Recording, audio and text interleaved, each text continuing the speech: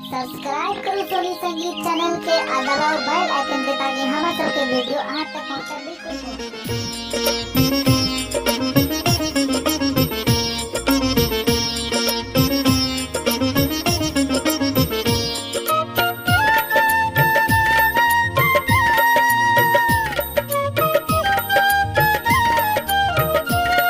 हे श्यामा गजब सिंगार तोर देखलौं दरभंगा के नगरी में। श्यामा गजब सिंगार तोर देखलौं दरभंगा के नगरी में। हाँ दरभंगा नगरी में श्यामा दरभंगा नगरी में। श्यामा गजब सिंगार तोर देखलौं दरभंगा के नगरी में।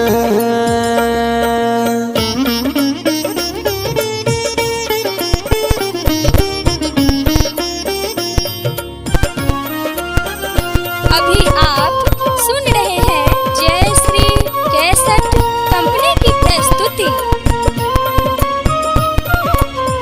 हे रंग रंग माला बनेलौं अहाँ के चढ़ाब माएलौं।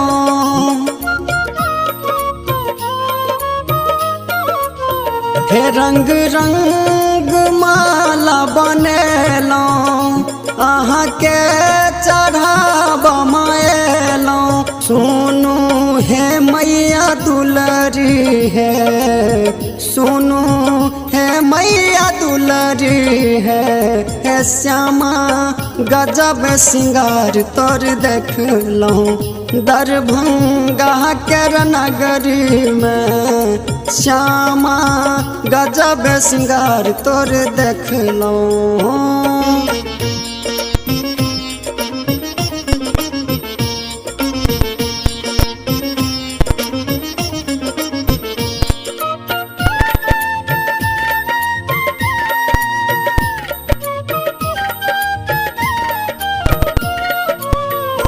दौड़ल माएलौं दुआरी बन का माही के पुजारी।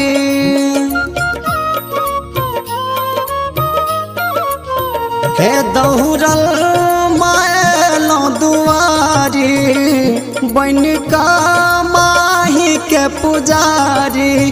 कनियों कष्ट महरियौ हे माँ कष्ट महरियौ है। श्यामा गजब सिंगार तोर देखलौं दरभंगा के नगरी में। श्यामा गजब सिंगार तोर देखलौं।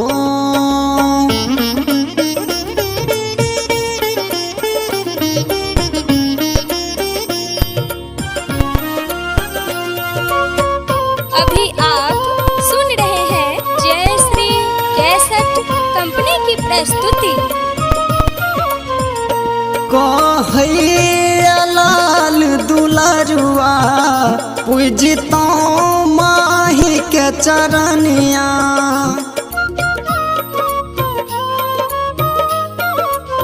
हे कहैया राहुल दुलरुआ पूजितो माही के चरनिया।